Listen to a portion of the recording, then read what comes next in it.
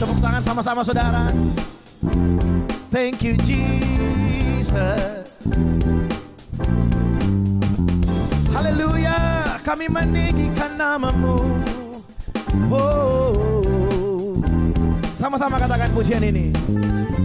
Angkatlah suaramu, puji dan serukan nama Yesus. Tanggalkan bebanmu, tak perlu kau khawatir, sebab Dia sanggup. Gerakkan kakimu, bernyanyilah dan bertepuk tangan, bersukacitalah, tak perlu kau khawatir, sebab Dia sanggup. Sekarang nyanyikan kebesarannya, Dia kuat dan penuh kuasa.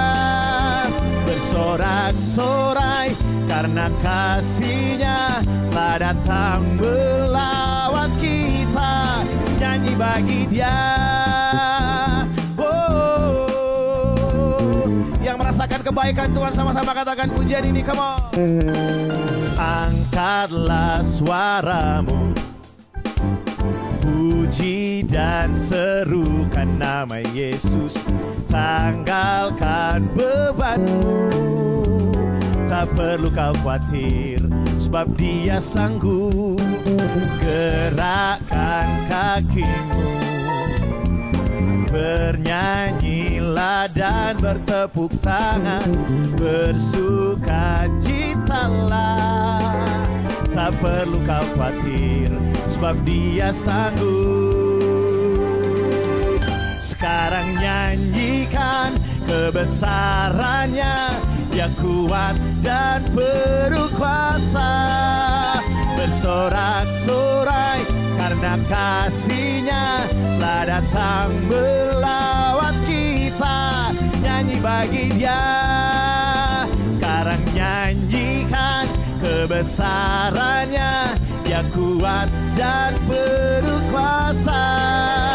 Bersorak-sorai karena kasih-Nya telah datang melawat kita. Nyanyi bagi Dia. Angkat tangan saudara sama-sama. Sekarang nyanyikan kebesarannya, Dia kuat dan penuh kuasa. Bersorak-sorai karena kasih-Nya telah datang melawat kita. Nyanyi bagi Dia. Nyanyi bagi Dia. Oh, nyanyi bagi Dia. Kami menyanyi karena Engkau sumber kekuatan kami. Kita menyatakan Dialah kekuatan kita. Come on. Yeah. Terima kasih Tuhan. Sama-sama katakan pujian ini. Come on. Meskipun musuh di depanku, rintangan menghadang langkahku, ku tahu sungguh Engkau besertaku. Beribu rebah di kiriku, berlaksa di sisi kananku, ku tahu janji-Mu Engkau bersamaku. Mari yang percaya boleh angkat tangan saudara. Haleluya. Takkan pernah goyah keyakinanku, ada janji-Mu Yesus Tuhanku. Tiada yang seperti diri-Mu. Kaulah kuatku, kebanggaanku, gunung batu dan keselamatanku. Kuat tangan-Mu, perlindunganku, Kaulah Allah sumber kemenanganku. Oh Yesus Tuhan. Sama-sama katakan pujian ini. Meskipun musuh di depanku, rintangan menghadang langkahku, ku tahu sungguh Engkau besertaku. Kami percaya.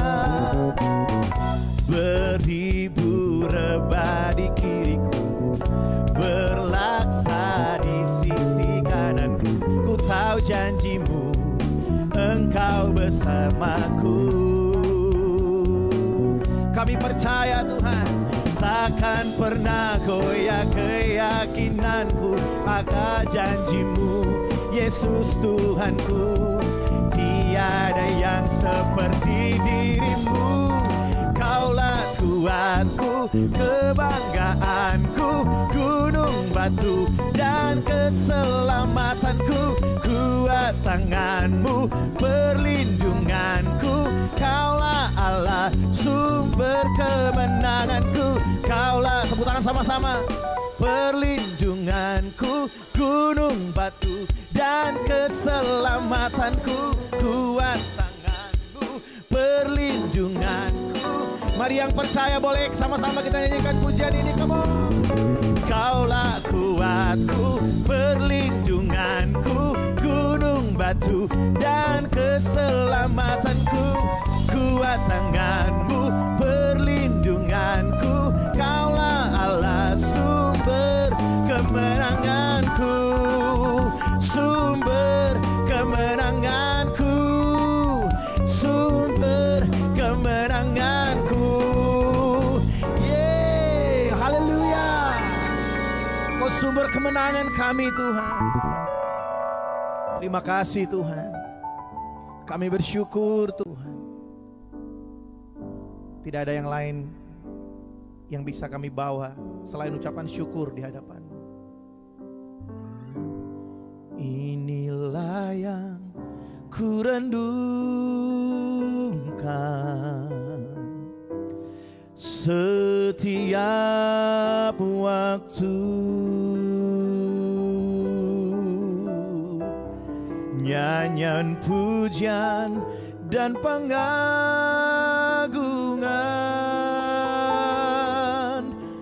kepadamu.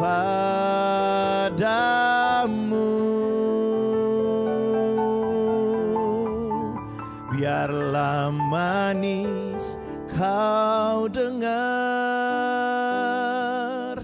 Tuhan, manis kau dengar Tuhan, dan hatiku bersuka karena-Mu. Ini kerinduan kami Tuhan. Ya Tuhanku, aku hendak bernyanyi bagi-Mu selama ku hidup. Ya Allahku, aku hendak bermazmur bagi-Mu selagi ku ada. Inilah yang ku renungkan setiap waktu, nyanyian pujian dan pengagungan kepadamu.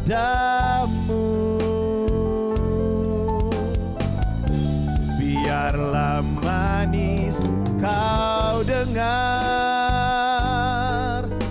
Tuhan, manis kau dengar Tuhan, dan hatiku bersuka karena-Mu. Bapa, kami mengucap syukur pada malam hari ini atas penyertaan Tuhan yang luar biasa dalam kehidupan kami. Kalau kami boleh ada sampai detik ini, itu semua bukan karena kemampuan kami, bukan karena kehebatan kami, tapi itu semua karena penyertaan, perlindungan-Mu Tuhan, kasih setia Tuhan yang nyata. Bapa, pada malam hari ini kami datang, kami ingin mendengarkan mendengarkan firman-Mu Tuhan. Kami ingin merenungkan firman-Mu, mengenal pribadi-Mu lebih lagi. Berbicara untuk setiap daripada kami Tuhan. Kami ingin duduk, diam, mendengarkan firman-Mu. Tenangkan hati dan pikiran kami, sehingga kami hanya terfokus kepada apa yang akan kami dengarkan, kepada firman-Mu sendiri Bapa. Urapi hamba-Mu ini Tuhan Yesus yang terbatas. Apapun yang keluar dari mulut hamba-Mu ini, biarlah itu semua adalah hati-Mu sendiri Tuhan Yesus. Terima kasih. Dalam nama Tuhan Yesus Kristus kami berdoa. Haleluya. Amin. Shalom dan selamat malam untuk kita semua, saudara-saudara yang terkasih di dalam nama Tuhan Yesus Kristus. Terima kasih atas kesempatan yang masih diberikan kepada saya untuk melayani Bapak Ibu Saudara sekalian pada ibadah tengah minggu pada malam hari ini. Tanpa terasa kita sudah memasuki hari pertama di bulan kedua pada tahun 2023. Tahun Tuhan sepanjang 1 bulan lamanya, bulan Januari, sungguh luar biasa dalam kehidupan kita. Dan juga pada bulan Januari kita telah banyak belajar tentang rupa karunia roh. Setiap karunia roh yang diberikan pada kita adalah bermanfaat untuk membangun orang-orang yang ada di sekitar kita. Dimulai mungkin dari keluarga inti kita, istri, anak-anak kita, suami kita, dan juga keluarga besar kita, adik kakak kita, orang tua kita, sepupu kita, keponakan kita, dan semuanya, cucu-cucu kita juga. Dan mungkin lebih besar lagi daripada keluarga besar kita, ada jemaat kita, ada mungkin tim sekantor, tim kita yang ada di kantor, dan mungkin kota kita, bahkan sampai ke ujung bumi. Nah, dan salah satu yang kita telah pelajari di bulan Januari itu mengenai karunia untuk berkata-kata. Berkata-kata ini banyak, ada berkata-kata salah satunya atau beberapa contohnya adalah berkata-kata dengan pengetahuan dan juga berkata-kata dengan hikmat. Ya, nah, di sisi yang lain kita juga secara bersama-sama membaca renungan harian Kingsword yang merupakan renungan harian dari Rock Ministry ya, dari Rock International Ministry. Jadi satu dunia itu memakai renungan harian Kingsword ini. Nah, dan juga kita membaca bacaan setahun yang juga telah ditetapkan. Pada kesempatan malam hari ini, saya menghimbau kita semua yang mendengarkan melalui YouTube channel ini, terutama anak-anak muda, ya. Mari sama-sama kita memberikan waktu khusus untuk membaca dan merenungkan firman Tuhan, karena tidak akan sia-sia setiap hal yang kita berikan, yang kamu berikan untuk Tuhan dan untuk mengenal pribadinya lebih dalam. Sama-sama ayo kita memberikan waktu kita untuk Tuhan. Ingat, jangan hanya menyisakan waktu, karena berbeda antara memberi dan menyisakan. Kalau menyisakan, ya itu sisa. Kita sudah melakukan banyak hal dan kita sisa. Sedangkan kalau kita memberikan, kita sudah tahu jam segini sampai jam segini itu adalah waktu kita untuk kita plan untuk kita membaca, merenungkan firman Tuhan. Ya, karena saya yakin bahwa tidak ada satupun dari saudara-saudara sekalian yang mendengar pada malam hari ini, mendengarkan YouTube pada malam hari ini, itu suka untuk disisakan ya. Disisakan apapun itu. Kayaknya kita nggak suka kalau kita hanya disisakan, tapi kalau kita diberikan, pasti kita sangat suka. Pasti kita sangat bersyukur untuk hal itu. Itu sebabnya, saya menghimbau, saya menyemangati untuk Bapak Ibu Saudara sekalian, ayo, jangan lagi kita hanya menyisakan waktu, tapi kita memberikan waktu kita yang terbaik untuk Tuhan. Jadi pada malam hari ini, kita mau sama-sama belajar dari 2 Timotius 3 ayat yang ke-16. Ya, 2 Timotius 3 ayat yang ke-16 yang berbunyi demikian. Segala tulisan yang diilhamkan Allah memang bermanfaat untuk mengajar, untuk menyatakan kesalahan, untuk memperbaiki kelakuan, dan untuk mendidik orang dalam kebenaran. Jadi dari ayat ini, dari 2 Timotius 3 ayat 16 ini, kita akan belajar 4 hal. Ya, sama-sama ya, kita akan belajar 4 hal. Yang pertama adalah firman Allah bermanfaat untuk mengajar. Ya. Sering kita merasa bahwa kita kurang bijaksana dalam banyak hal, ataupun mungkin hanya beberapa hal saja kita kurang bijaksana, tapi juga mungkin sebaliknya yaitu kita merasa kita sangatlah mampu untuk melakukan banyak hal. Nah, tapi kita mau lihat di sini apa yang kita perlu pelajari, bahwa gini, Paulus mengingatkan Timotius pada suratnya yang kedua, yaitu firman Allah bermanfaat untuk mengajar. Paulus ingin Timotius belajar dari firman Tuhan terlebih dahulu sebelum Timotius mengajar orang-orang lain. Firman Tuhan bukan hanya sekedar kumpulan kitab-kitab suci yang berbicara tentang sejarah tentang sejarah Perjanjian Lama dan Perjanjian Baru, bukan hanya sekedar sejarah kekristenan, tapi lebih dari itu merupakan pengajaran-pengajaran yang bisa kita terapkan pada kehidupan kita sehari-hari. Itu sebabnya banyak sekali yang menyebut Alkitab itu sebagai manual book orang percaya. Manual book kalau namanya manual book itu kita pasti akan melihat bagaimana sih caranya gitu. Kalau misalnya kita punya gadget baru, kalau kita baca manual booknya, pasti kita akan melihat bagaimana cara menginstal sesuatu di dalamnya, atau bagaimana cara kita bisa memakai kameranya mungkin, atau bagaimana bagaimana cara memakai fitur-fitur canggihnya dari gadget kita itu. Nah, sama halnya juga untuk orang percaya, firman Tuhan atau Alkitab itu adalah buku ataupun adalah manual buku untuk kita boleh belajar banyak hal tentang bagaimana mungkin cara kita berdoa kepada Tuhan, bagaimana cara kita mengasihi Tuhan, bagaimana cara kita mengasihi manusia juga, bagaimana cara kita melayani Tuhan, bagaimana cara kita melayani manusia, bagaimana cara kita berinteraksi dengan sesama manusia, dan banyak hal-hal lain lagi yang kita dapat pelajari melalui firman Tuhan. Jadi saya mau katakan seperti ini. Ketika kita melihat jalan buntu, ketika kita ingin lebih lagi mengerti firman Tuhan, mengerti lebih dalam lagi, mengenal pribadi Tuhan lebih dalam lagi, saya mau katakan gini, back to Bible, kembali kepada Alkitab. Karena dari situ kita akan memperoleh banyak hal yang baru yang akan kita lihat. Mungkin firman Tuhannya kita sudah baca berulang-ulang kali, tapi saya yakin bahwa Roh Kudus akan memberikan pencerahan yang baru, akan memberikan rema yang baru setiap kali kita membaca ayat-ayat ini. Karena meskipun zaman silih berganti, mulai dari Perjanjian Lama, Perjanjian Baru sampai hari ini, banyak sekali hal yang terjadi, kemajuan zaman terjadi. Tapi firman Tuhan tetap akan selalu relevan dalam setiap hal dalam kehidupan kita. Yang kedua adalah firman Allah bermanfaat untuk menyatakan kesalahan. Untuk menyatakan kesalahan ini di tempat ini. Nah, jadi gini, ini mungkin suatu kebenaran yang membuat banyak manusia cenderung tidak ingin membaca dan merenungkan firman Tuhan. Kenapa? Nah, ini dia. Banyak orang Kristen tidak mau kesalahannya dinyatakan. Banyak sekali orang Kristen yang mungkin hanya melihat gini.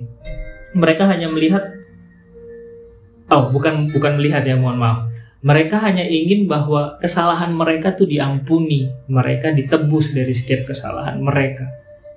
Tapi mereka tidak mau kesalahan itu dinyatakan di depan umum, dinyatakan ataupun tidak mau ditegur. Kalau mereka melakukan kesalahan, biarlah kami melakukan kesalahan. Yang penting aku diampuni. Jadi artinya gini, seolah-olah kita tuh hanya ingin pengampunan dari Tuhan tanpa kita mau menyatakan kesalahan itu sendiri. Nah, jadi gini, banyak ketika hamba Tuhan atau seorang menegur kita, mari sadar akan kesalahan itu dan lekas bertobat. Kalau kita sudah ditegur, artinya kesalahan kita tuh sedang dinyatakan ketika kita lagi ditegur kan.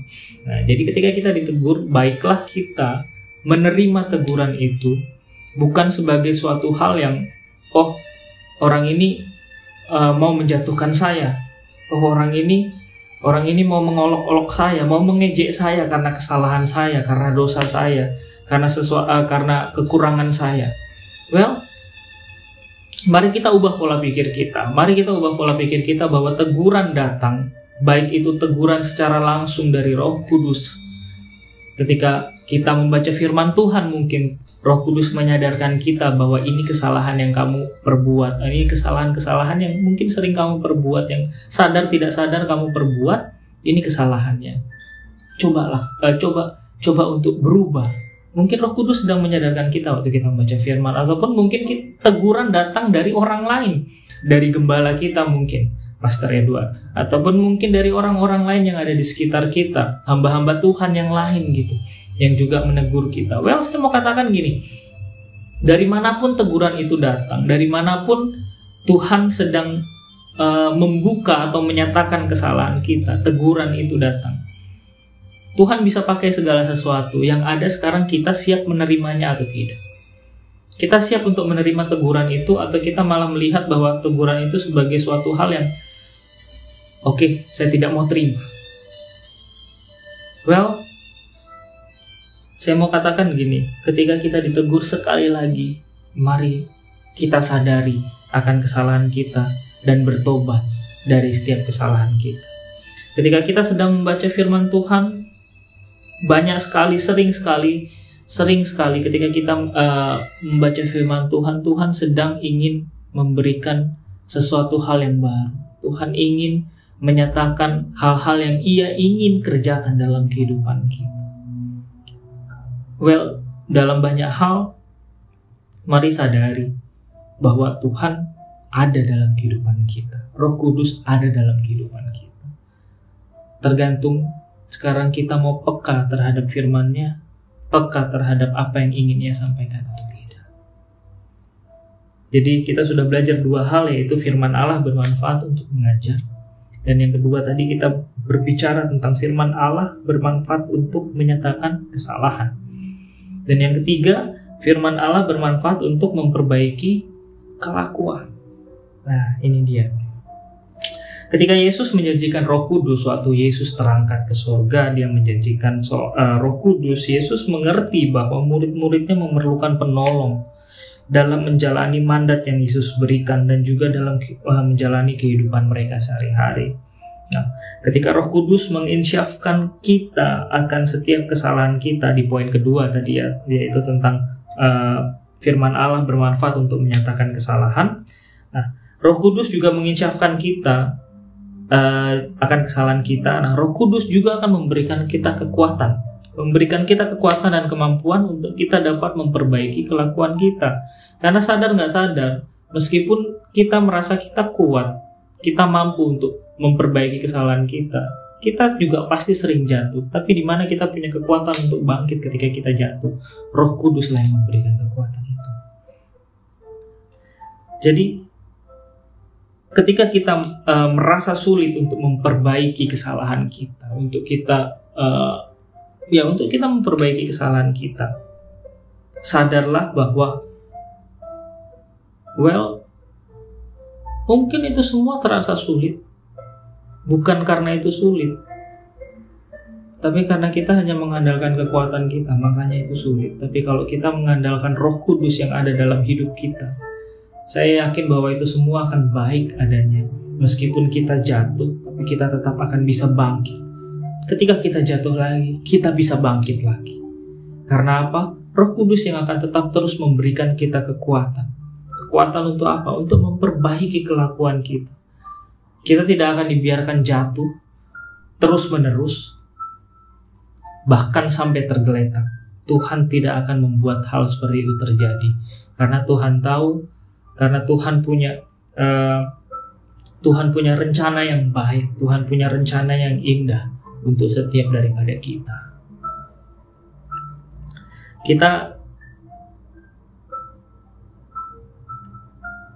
Sekali lagi saya mau katakan bahwa gini, kita merasa mampu untuk melakukan segala sesuatu tanpa Tuhan, sehingga akan terasa sulit. Karena apa? Karena kita merasa kita mampu.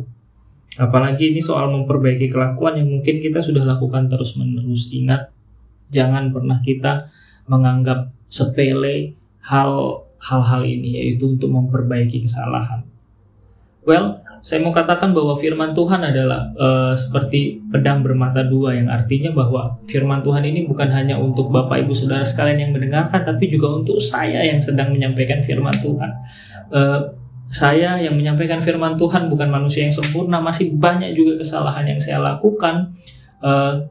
Dan saya melihat dalam kehidupan saya bahwa ketika saya melakukan kesalahan itu lagi, saya dimampukan untuk bangkit. Saya diberikan kekuatan untuk saya bangkit, untuk saya tetap berusaha untuk menjadi lebih baik lagi dari hari ke hari. Nah, sekali lagi, minta pertolongan Roh Kudus karena Ia hadir dan tinggal dalam hidup kita. Itu untuk menjadi penolong dalam segala sesuatu. Yang keempat, yang terakhir adalah firman Allah bermanfaat untuk mendidik orang dalam kebenaran. Nah, mari kita belajar dari firman Tuhan karena nilai-nilai yang dapat kita peroleh sangatlah berharga dalam kehidupan kita. Ya, kita tidak akan tersesat karena tidak ada pengajaran yang menyesatkan dalam firman Tuhan. Dalam Alkitab tidak ada satupun pengajaran yang menyesatkan. Kita mampu untuk menghidupi kebenaran demi kebenaran dari firman Allah yang kita renungkan hari demi hari. Sering sekali didikan dalam kebenaran itu keras dan tidak mudah untuk diterima. Ya, memang seperti itu. Tapi mari kita renungkan bersama bahwa firman Allah yang ditujukan untuk mendidik tidak akan pernah membawa kita kepada kebinasaan. Ya. Jadi mari sekali lagi, meskipun mungkin kebenaran firman Tuhan itu keras untuk kita lakukan, untuk kita jalani. Mungkin ada beberapa yang keras, but kita perlu mengerti bahwa itu semua adalah sesuatu hal yang tidak akan terasa sulit ketika kita sadar bahwa Roh Kudus itu tinggal dalam hidup kita. Kita mengerti bahwa Roh Kudus itu tinggal dalam hidup kita. Kita tahu bahwa kekuatan kita bukan berasal dari hidup kita sendiri, tapi kekuatan kita berasal dari Roh Kudus yang ada di dalam kita. Tidak akan ada sesuatu hal yang terasa sulit.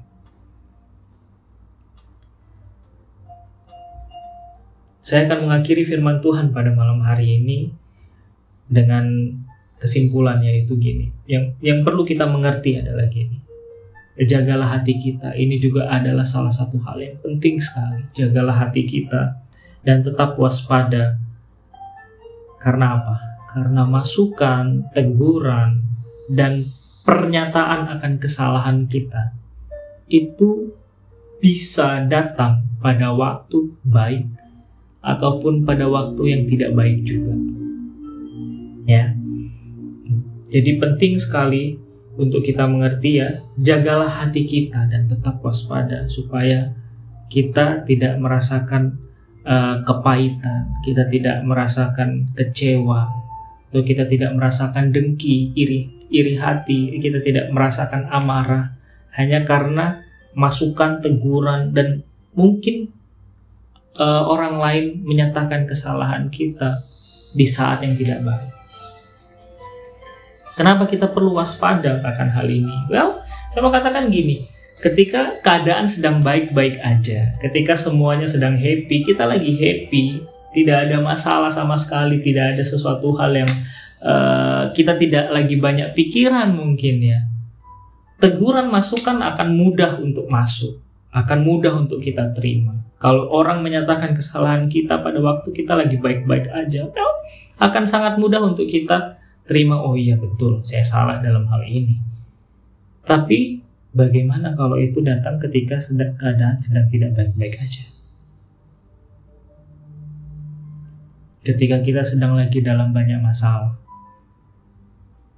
ketika kita mungkin sedang ada dalam situasi dan kondisi bahwa kita melihat bahwa itu semua tidak sesuai, tidak relevan dengan kehidupan kita. Well, saya mau katakan gini,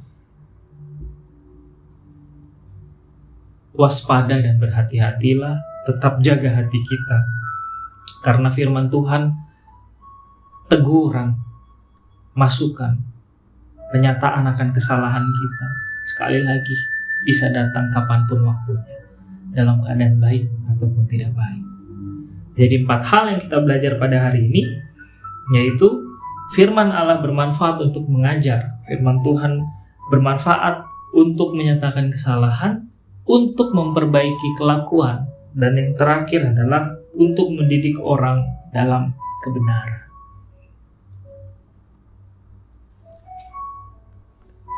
Tuhan Yesus memberkati. Mari kita berdoa. Bapa, kami mengucap syukur pada malam hari ini atas firman-Mu Tuhan yang mendidik kami dalam kebenaran. Biarlah setiap firman-Mu Tuhan yang kami renungkan itu tidak berlalu begitu saja dalam kehidupan kami. Kami mampu untuk melakukannya dalam kehidupan kami. Firman itu hidup dalam kehidupan kami. Orang-orang di sekitar kami boleh melihat ada Tuhan hidup dalam kehidupan kami, melalui perkataan kami dan melalui perbuatan kami. Roh Kudus, hamba-Mu telah berhenti berbicara pada malam hari ini, tapi Engkau, Roh Kudus, pribadi yang ada dalam setiap hati kami, dalam setiap hidup kami, Engkau tidak akan pernah berhenti berbicara, dan Engkau tetap akan terus mengajar setiap daripada kami untuk menyatakan setiap kesalahan kami, untuk kami boleh memperbaiki setiap kesalahan-kesalahan kami. Terima kasih Bapa. Ini seru doa kami. Sepanjang minggu ini kami serahkan ke dalam tangan pengasihan Tuhan. Kami percaya bahwa